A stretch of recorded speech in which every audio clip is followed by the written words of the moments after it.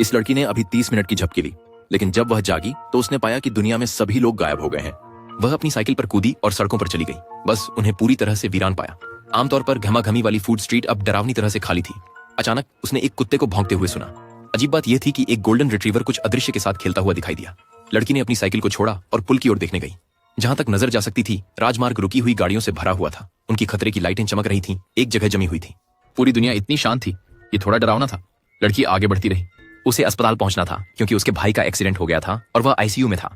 लेकिन जब वह वहां पहुंची तो उसे सिर्फ ठंडी खाली बिस्तर ही मिला। उसका भाई भी वहां नहीं था। लड़की पागल होने की कगार पर थी। दुनिया में आखिर क्या चल रहा था? वह विश्वास नहीं कर पा रही थी कि ये सब हो क्या रहा है। वह बाहर दौड़ी गई और बाहर का दृश्य ऐसा लग रहा था जैसे दुनिया का अंत हो गया हो। ऐसा लग रहा था जैसे हर कोई हवा में गायब हो गया हो।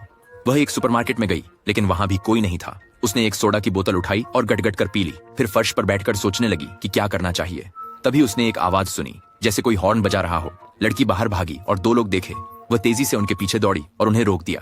उन दोनों ने कहा कि उन्होंने भी उठकर दुनिया को खाली पाया है।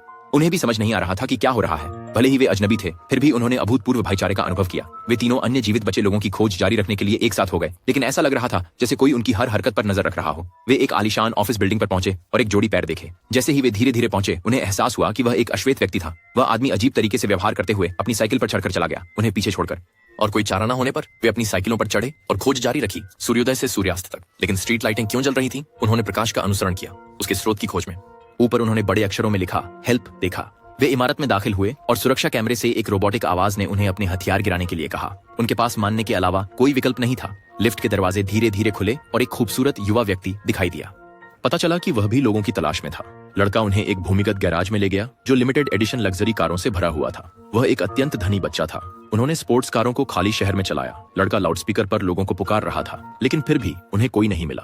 प्रत्येक दिशा में 100 मील तक जीवन का कोई संकेत नहीं था।